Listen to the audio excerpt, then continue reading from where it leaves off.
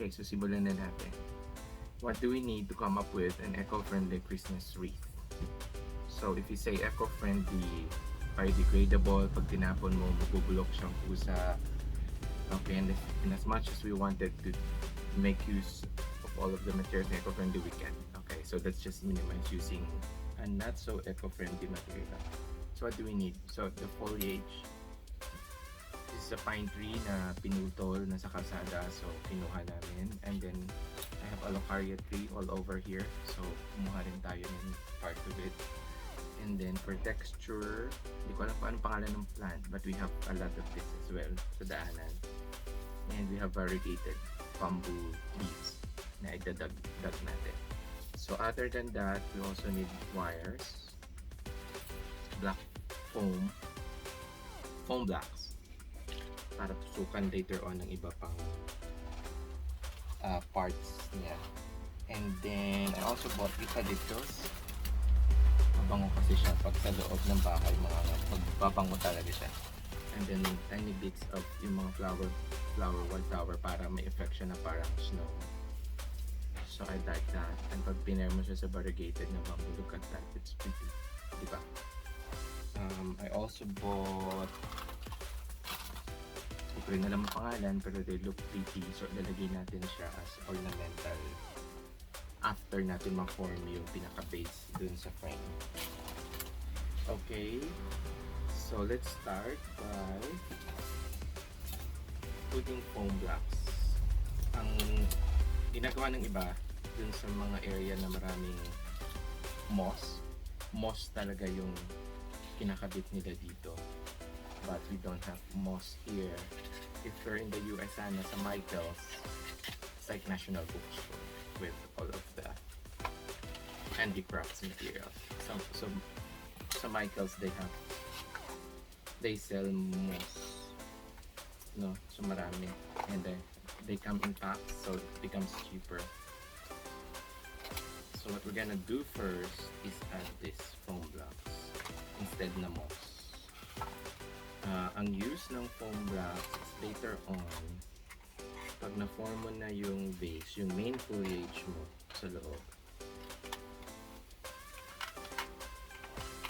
pwede itong tutukan ng ornamentals and other leaves as well pag tingin mo when we balance it out later on sa final stage of wreath making.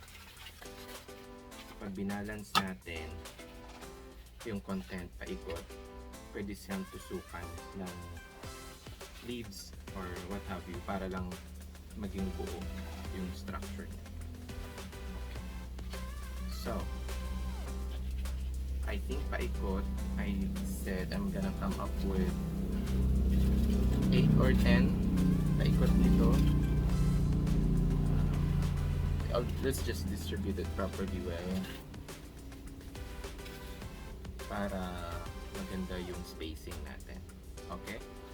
So, let's leave it here muna, and I'm gonna show you what are the base foliage I'm talking about. So, we'll come up with bunches like the foam blocks, diba? Scattered natin siya 8 all over the frame. Yung base leaves and foliage natin, ganun din, iikot natin. But you can shape this, kung putol na ganyan, you can shape it na parang dulo. Or if not, if you can do it now, pwede naman yan later on when we are balancing ang pag nalagay na natin lahat, nalibabalance na natin siya, pwede namang doon natin habulin itong shapes nito. I would rather not do this, kaya lang I wanna show you right now, pero later on makikita nyo na we still have the chance of doing that, yung paglilinis ng forma. So what I did, nag-cut na ako ng mga ganito kalalaki na wires para maikot, and then a little bit longer naman para dun sa foam boards, paikot dun sa frame. So this is the base. So what you can do is come up with a bunch of this. Either ilagay mo na siya lahat, no, ng foliage or leaves na gusto mong isama. And you'll just come up with this format and then tie it up So, ang dali, di ba? So, don't worry kung hindi siya, hindi mo pa siya ma-imagine or hindi ka nagagandahan sa bunch ng leaves that you have. That's fine. Para hindi rin sumakit ang kamay mo, make use of long plier noses. Long nose plier. Then, siguraduhin mo lang na mahigpit para hindi mahulog yung parts ng bunches.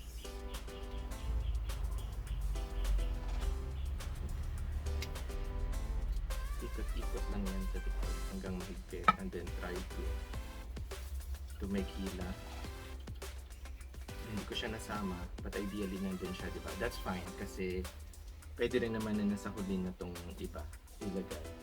So you need to come up with 8 or 10 of this. Depende, no? So try and error muna tayo. But before this video recording, gumawa na ako ng madami. So I have 8 of these bunches. So why do we need to do that? So once all of the foam blocks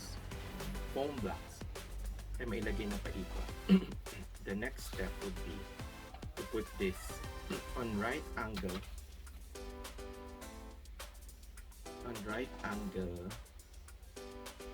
So, okay, ganyan. Ilalagay natin siya paikot. Okay, so I'll show you. So once nandyan na siya, okay, ito mo na waste na wires. Ideally, you need to make a hook para madaling magtusok, parang dulo ng karayom, di ba? Ikot mo siyang ganun, and then I'll loop it at the back, pero dapat naka-right. See, naka-right, naka-45 degree angle yung bunch of leaves. And then I'll pull it sa likod kasi ideally nasa likod sa likod natin iikot yung wires para aesthetically malinis lang siya tingnan.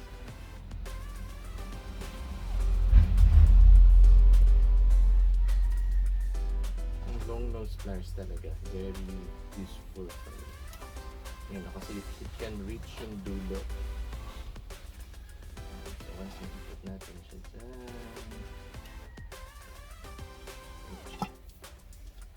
so if you notice, naka 45 degree siya, diba? Ganun. And then ang gagawin mo lang dyan is, diba, you have a pre-formed forms na 8, and then what you're gonna do next is put it here. So you're gonna form like this, paikot.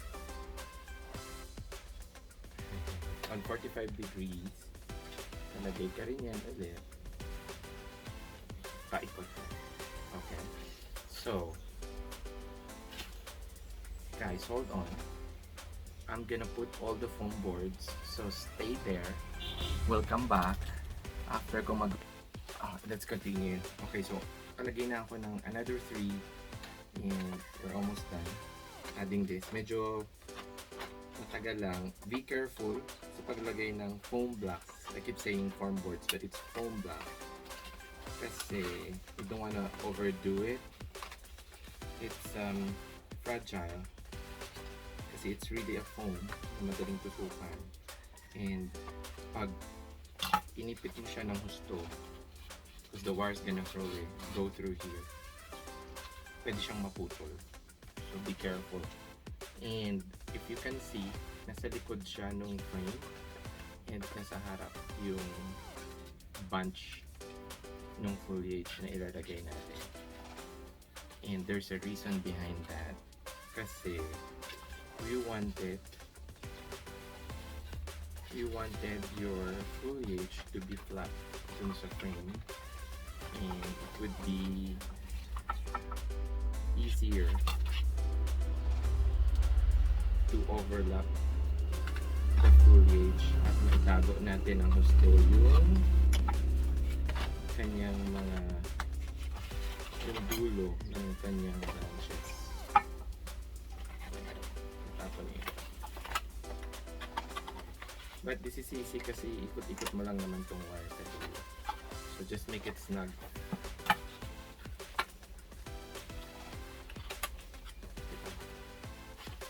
Okay. So we're almost there.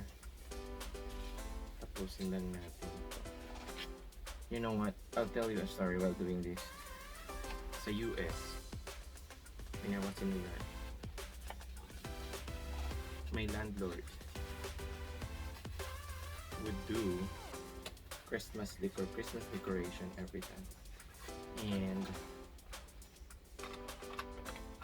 itong mga pine leaves, yung branches na yan, even the pine tree, you can buy it sa Home Depot, right?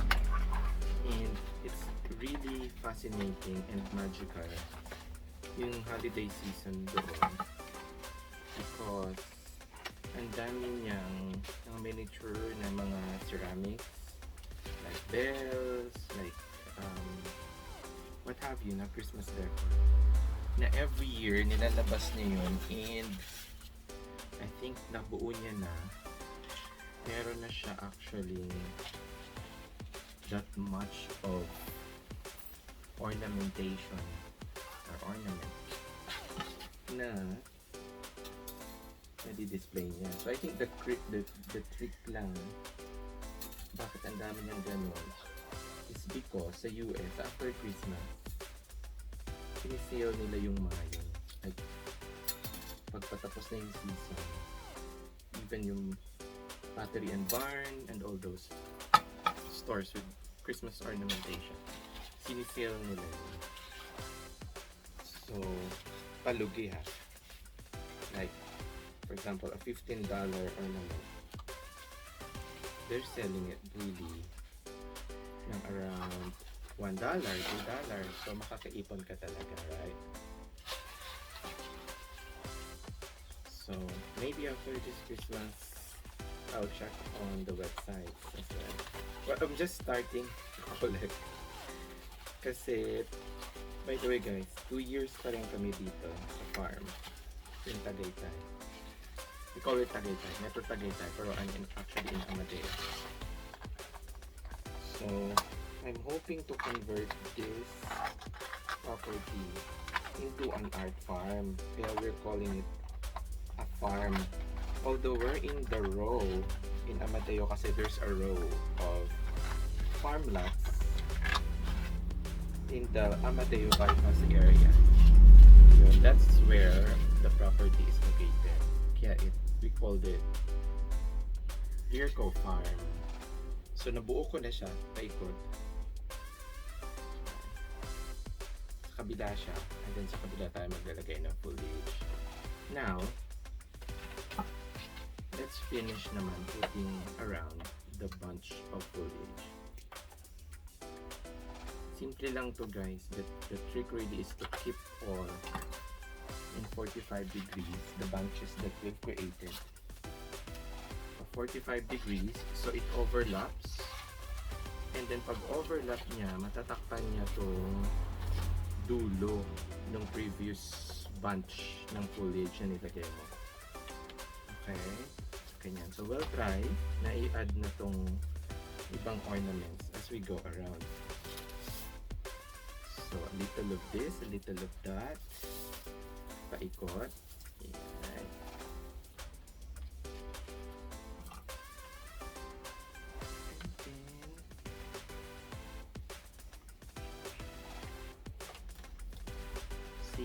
I-hook mo lang siya pag ano. And then go back, go around, pabalik doon sa likod, and then twist the wire. I have a friend, my dear friend. Then she learned na gagawa ako ng Christmas thread. She sent me a PM saying, "Hey Romel, I like Christmas thread, pero the activity is not for me. Well, I totally understand. Mahirap yung the the process is easy, pero kung hindi ka craftsy, artsy person, this is not really for you. I totally understand that and I get it. Um, but I enjoy the process, and I think any craft person, crafty person, an artsy person can share. Yung happiness nito is not actually the final product. For me, my happiness comes from the collecting pa lang of the foliage, the planning, the creative process of planning it, mixing and matching, the elements, and then the smell. So, andito tong mga pine tree branches na to for 2 or 3 days now, and the smell, it's just amazing. Ang sarap ng amoy. Okay, so this is the second one, and if you can see, it overlapped dun sa first. Okay. So don't worry if you're making a mess out of this when you do it. That's fine. Later on, malilinis natin yan and we can make some adjustments. Okay. So again, make a bunch. You can prepare it, pre-mixed it. I don't want to be yung machi. So it doesn't really matter actually kung nauna tong branch na to, nauna to, or meron ka nito, ito muna ilalagay mo around the frame. That's really fine. And I think that's the beauty of a craft, di ba? And towards the end, you can make corrections. And then when you put this, again, make a hook para madali. Para lang sinubig or karayom, di ba? Then hook it to the back. I just make sure na matakpan yung dulo ng previous bunch, and then I'll go around, look for the dulo ng 2 wires, and then ipitin ang long nose and twist. So madali lang. Okay. So one more story ng Christmas yun. Okay, so sa New York, it's really amazing. And I think any first world city share the same spirit ng holiday season. Kasi for me, they have the resources. So they can really dress up the streets, the store windows, and even yung mga bahay nila. Kasi nga, they have the resources and nagsisale talaga doon every after Christmas. So if you're wise, makakabili ka at makakaipon ka ng ornaments. Okay. So sa New York, being first world, I really believe, diba, na other than they have the resources, somehow they really practice eco sustainability, diba? So third world country, and I want my friends in the first world country to understand and realize that totoo naman, coming up with these things is not our priority or the priority ng mga nasa third world, diba? Kasi in the third world country, it's survival. I mean, ang ibibili ko ng materials to come up with a really nice Christmas decoration, I'll just buy it as food. Yes, that's how it is. So, real talk, diba? Real talk lang. But, my friends in the third world country, here in the Philippines, I want you also to understand that meron namang mabibili or magagamit tayo na cheaper options. We just need to look at it, make some research, and experience the joy. Kasi there's this joy na binibigay of doing the craft. The joy and the yung senses, like the smell and the sight, and I think it's not a lot. No, we're just not exposed that much sa how to do things. I believe that. Diba? Kasi napupulot lang naman pala to sa tabi-tabi, diba? I mean, napulot ko lang to. Ito pinutol ko lang sa tree. And then these plants, we have this in the backyard na pwede naman, or pwede namang mahingi sa kapitbahay. Diba? Na meron ito, I think, huwag nyo lang kalbuhin. Huwag nyo lang kalbuhin ng plants nila. Ako, doesn't really mind. So my friends, if you're interested, you can come up here sa Metro Tagaytay and bibigyan ko kayo. How about that? Pero kayo na bumili ng frame. Kayo na bumili ng frame and ng wires and ng foam blocks. Yung foam blocks sa Divisoria, yung isang buong yan is only 150. So I think makakagawa ka na ng 2 or 3 na big wreaths out of it. Mura lang. Yung foam boards, ay yung frame, the wreath frame is 250. Pero can always come up with something like a wire or tali-tali ng nito or wood maybe. So let your creativity, work. And again, iba yung joy na binibigay ng activity na to. And then lalo na pag nakita mo na yung finished product. So I just wanna show you halfway we're there and this is how it looks. Wala pa yung ornaments natin yan. And the smell is awesome. I'll cut some more wires. Para madali.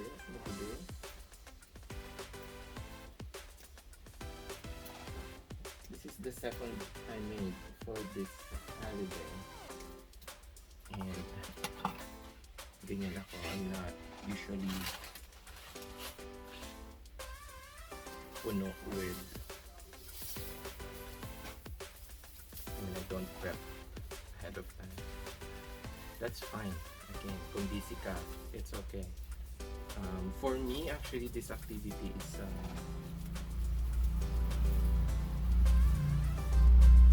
is not work. This activity for me is happiness. It's a joy. So I don't know kung nakaka-relate kayo doon. I think my artsy friends can.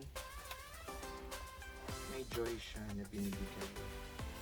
May kasiyahan siya na binibigay. So hopefully I can share it with you or you can experience it yourself. Call me, text me, visit me here. We can do it together. I'll help you. And my dream really is, maybe in the future, the Virgo Art Farm can become a hub, parang Christmas hub, where we do this together in a workshop. We can do artworks here together. I'm excited for it. Yeah, why not? If God is willing. So help me pray, guys.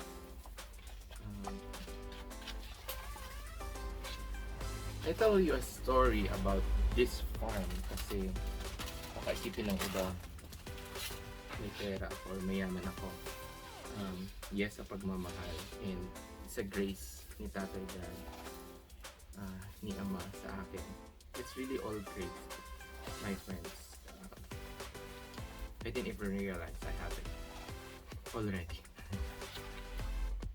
So the story is, nung pandemic, I wanna tell you the story how I was able to acquire this farm. So nung pandemic, and again it will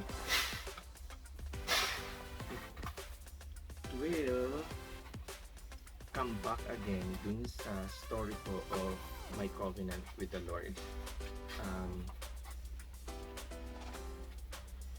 and yung mga paramdam ng spirit.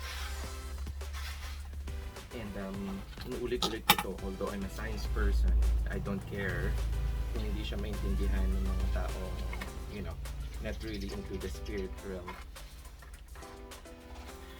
In 2019, before the pandemic, pinapanaginip ako from June to November. Parang may war sa New York. And I work in Manhattan, on 32nd Street. So, yung mga building doon na malalaki, the lobby of those buildings, pwede ka talagang sumilong doon pag umuulan. It's by law, they cannot not allow you to come in. So, kaya siguro dreams ko. Nagsisilong kami doon sa mga lobby, nagtatago kami iba't ibang mga lahi, mga kasama ko. Para kami may tinatakbuhan. So, that dream, pinapanaginip sa akin hanggang November 2019. And also at that time, ayoko na rin yung ginagawa ko, yung career ko. So, pinagdadasal ko na magkaroon ng ibang other opportunities.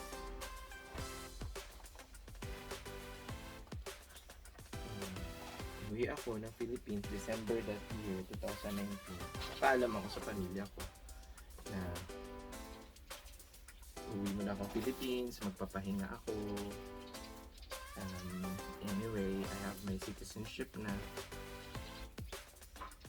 And I can always come back. Parang ganong mindset. I said I can always come back.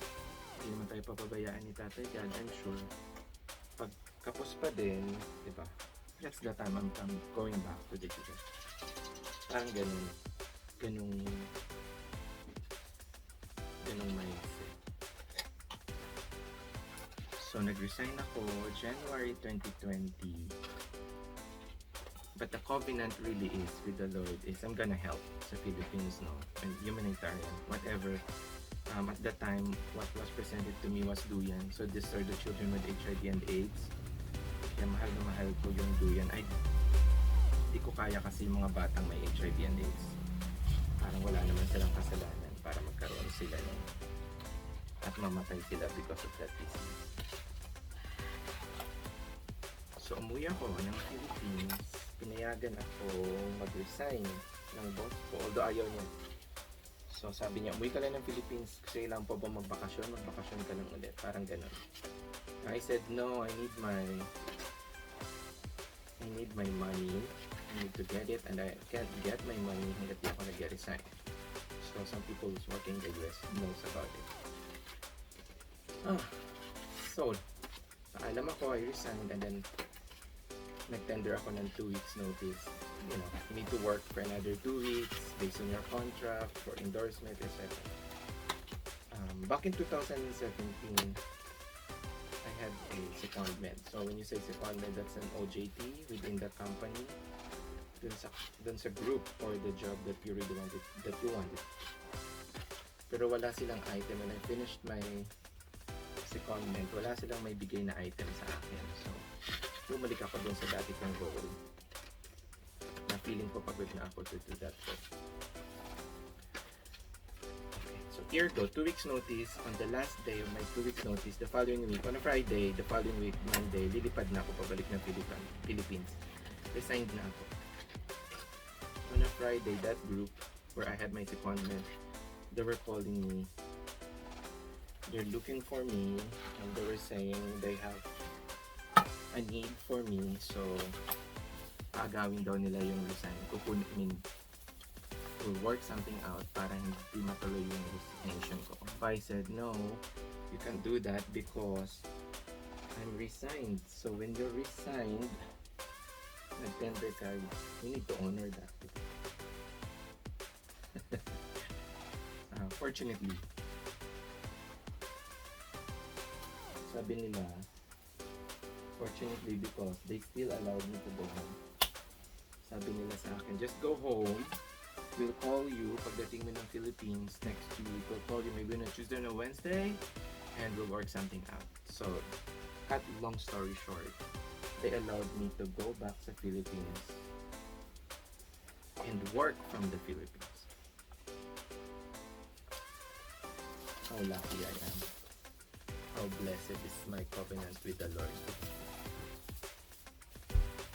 And then I was here in the Philippines February 2020 and the pandemic hit. Fortunately, was it, I'm not sure. Is it fortunately? Kasi I don't wanna say it fortunately kasi ang daming namatay din during the pandemic. So, nag-lockdown, I was in the Philippines. I started working in many groups. I used my artwork, and that's the rest of my story. So going back dun sa why I acquired this property. So I have some money when I came home. And nag-pandemic na, nag-lockdown. Takot na takot ako for my parents because they're seniors and my titas are seniors and ang compounder they're staying at is in Pasay. And palapit ng palapit sa bahay namin yung mga namamatay. So I started looking for a property na farm na pwedeng pagtaguan while the pandemic is ongoing. And then I saw these ads in Facebook and they're selling this property parang palugi kasi it's in installment basis and you're not gonna give much money right away, you know what I mean? So had it been na parang a million agad, wala naman akong ganun pera.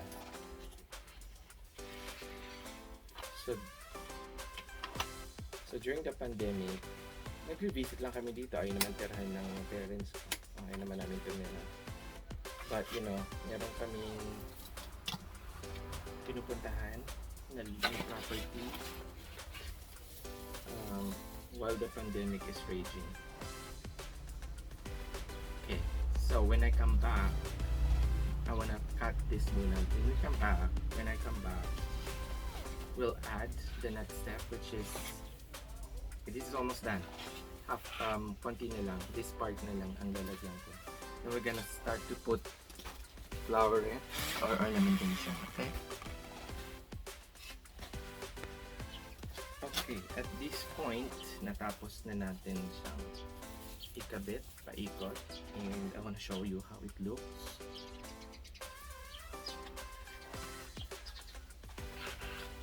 The beauty of this wreath really is yung texture, and I love that we have this variegated bamboo leaves, may white strip, and then we have for texture meron din tayo nitong rounded. So for shape we have pointed and we have rounded, and what we haven't added yet is the eucalyptus. So the pine tree itself is mabango na, but we will add eucalyptus. And in the other week, I added this together dun sa foliage when I added them. Pero I realized sayang yung eucalyptus na hindi siya na nakikita dun sa harap. So I'd rather na ilagay siya towards the end para we can place them situated in front. So I'll just cut them ng ganitong size, or depende sa taste mo. But I wanted kasi this texture na medyo silvery green, and gusto ko siyang makita in front. So what I'm going to do is actually insert natin siya on strategic places. So you can insert you can insert them dun sa wire ng sumpong, or you can also add them, it dun mismo sa foam, right? So I'll show you. Tatalok ko siya para makita mo. And then remember, we have these foam boards, foam blocks dun sa gitna, sa likod. So, and they're strategically located then. Then we can insert them. Just cut some more. Itong mga leaves. Para ma-insert natin maigit yung stem. Bango.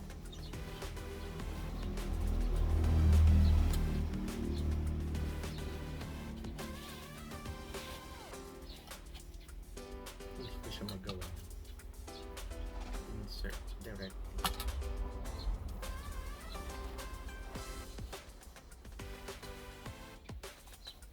There. Di ba kita siya? Don't worry about these extra leaves. If you feel it's super bushy, we can delete some of them, we can cut some of them later. Pag we're almost done, we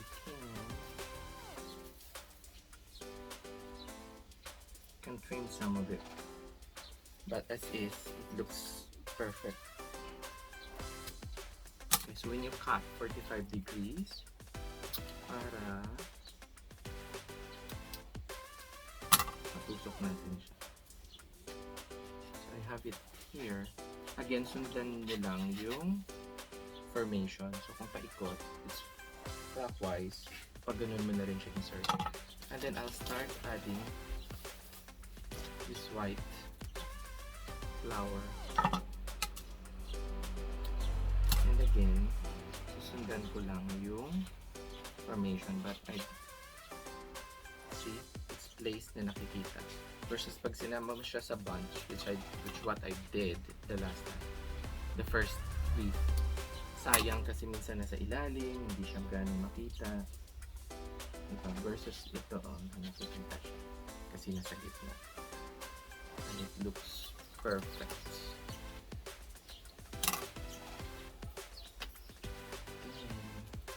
So you see, yung form block is really big help. I'll just scatter the white kasi konti lang siya. And then we'll add some more later ng violet color.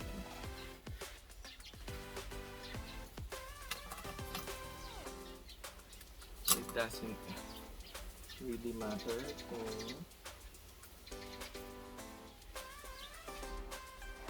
as long as nakascatter siya. It's a matter of taste, no? Kung ano yung ilalagay mong colors. For me, idea lang itong I just really love this white because naminis ko siguro yung snow sa New York. Not really the ginaw. Let's see.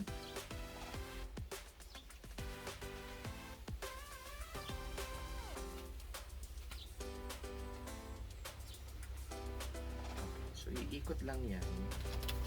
And then makikita mo na kasi yung shape and you'll notice kung saan may mga kulang.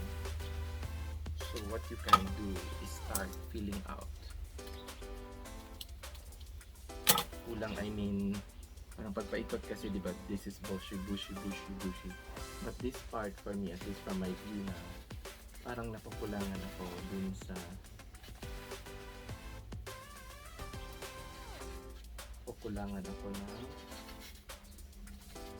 foliage. So that's what I'm doing now. I'm adding foliage.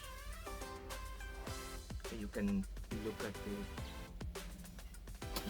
check kung saan ka magdadagdag. And then we're gonna add this.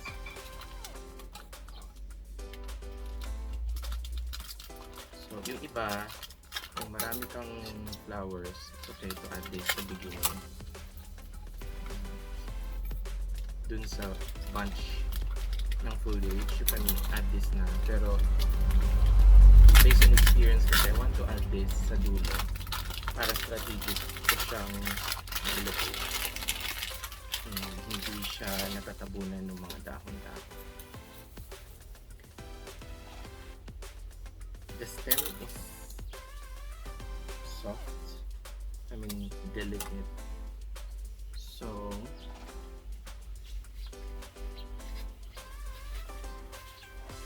malambot yung stem.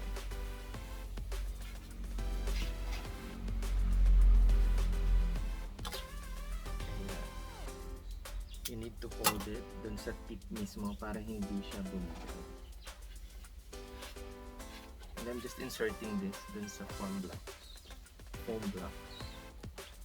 And again, the objective really now is distribute this paikot, but on the same direction as every foliage para maganda siya tingnan.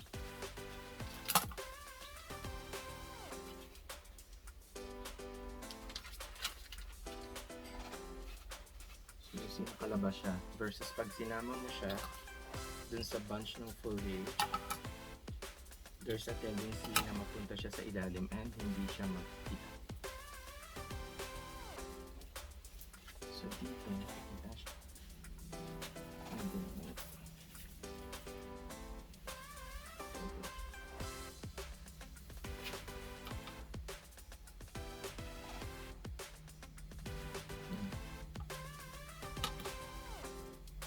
okay, with that, dagdagan natin ng ito kasi ang ganda dito is the velvety texture and color na may green, diba?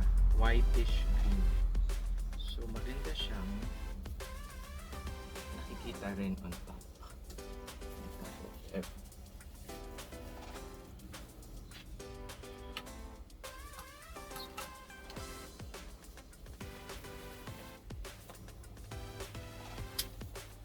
Just make sure naka 45 degrees kayo ng pan para matalas mo siyang may insert mo siyang dito. And I'll start to hide this kasi parang it's showing the foam balls are, but hindi pa natin kasi nakikita siya sa hole. The next step would be to hang this para may picture ka na totally nung buo. But that's fine for now. So lang ma-insert mo na itong mga to.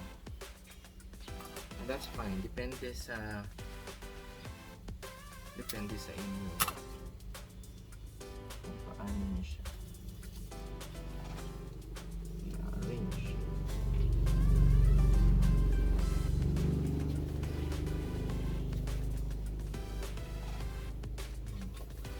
You wanna see? It looks like this at the beginning.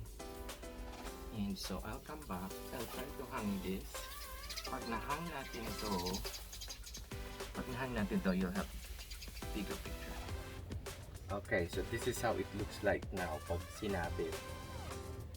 So pag sinabit, makikita mo na kung saan ang bulky, saan ang missing part, saan yung nakikita yung frame, but that's fine kasi maglalagay pa tayo nito and matatakpan natin lahat yun.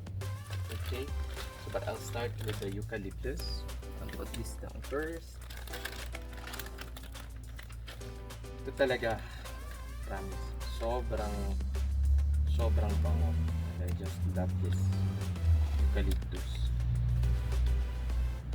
Pag nilagay mo to sa shower head, and then pag nag-warm bath ka, the smell is just superb. Okay, so saan ba yung mga for me bald spots? Aray. Okay, so ito parang bald spots for me. We'll just add more. Pero be careful that yung taas niya would be doon papunta sa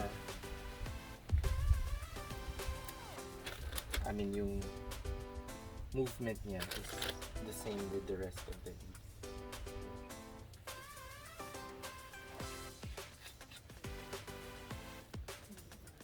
So, natakpan, di ba? Tatakpan natin siya.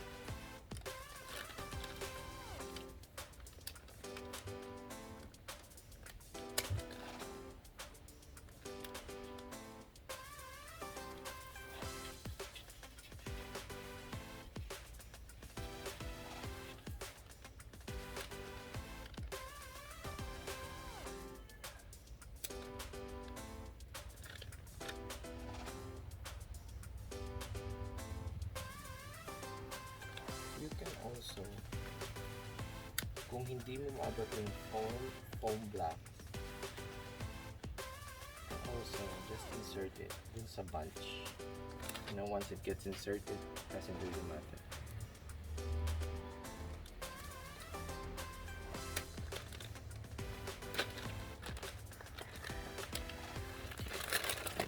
I wanted to see it from afar,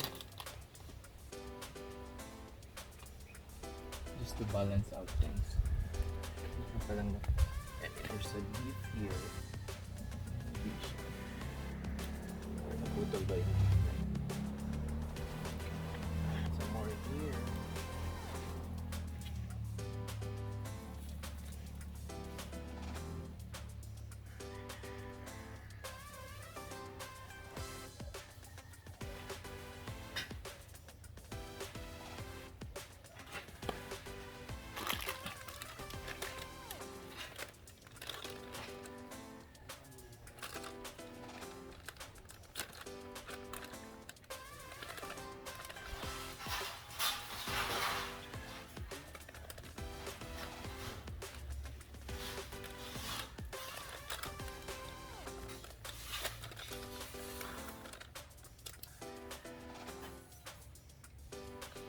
I'll bring it closer so you'd see how it looks.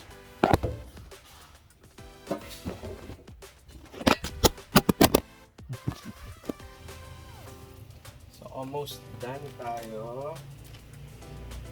I'm just looking into some places na pwede pang sinitan ng bulaklak that looks empty or has a space. Basically, this is it. We have a beautiful Echo Christmas wreath.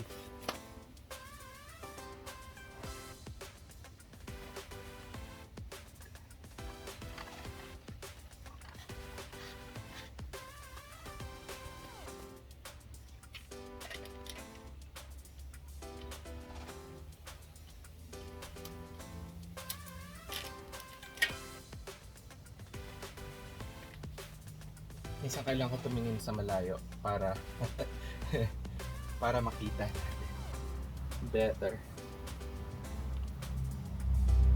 Ano din sa buhay, di ba? Kailangan you have to step back. If you're overwhelmed or tingin mo naguguluhan ka, hindi mo alam kung ano ang kulang. Actually, I'm releasing a book of parallelism ng art to life. Parang feeling ko ang dami. Life imitates art. Art imitates life. Kaya rin siguro it's really better na totoo or buhay yung ginagamit natin sa mga artwork natin.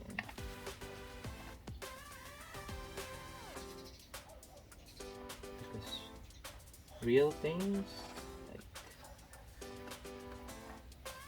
life forms are beautiful in itself. Hindi mo na nga actually siya na kailangan baguhin. They're beautiful already.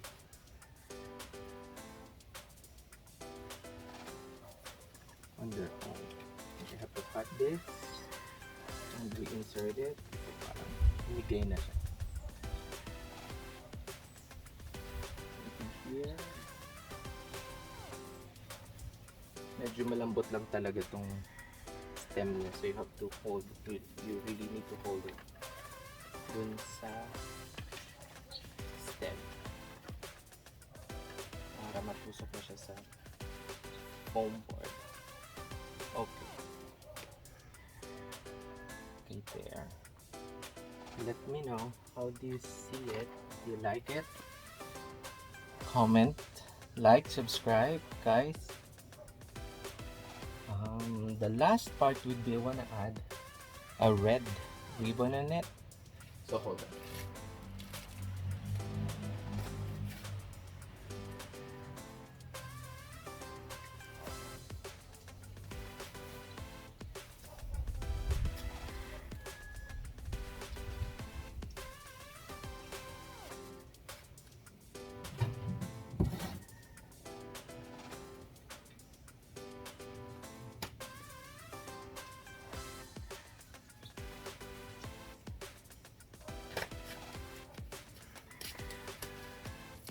To cup everything up. I just want this ribbon here.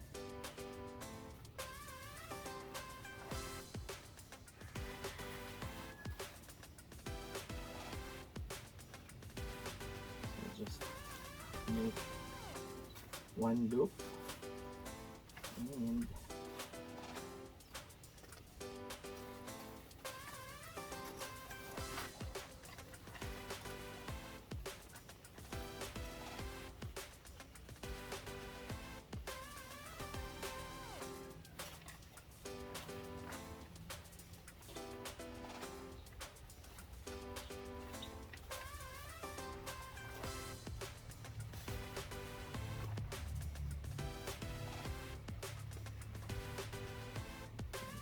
this at the back. Did it work? I don't know. Let me know. Please comment, subscribe, and like my page, guys. Please follow for more videos. Ano pa bang gagawin natin next? I think the next workshop would be for Valentine's Day. Sige. Puro na natin yan. I mean, gawin na natin yan.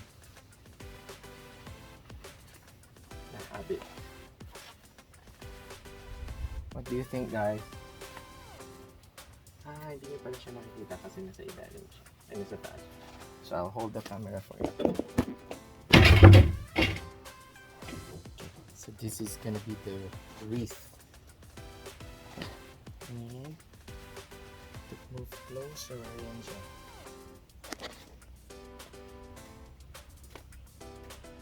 Ang pinaka-final touch would be, I'll fix this ribbon up. Fix lang natin yan ng konti. And I'll cut some more of those loose ends. And we're done. Okay, guys, let me know what you think.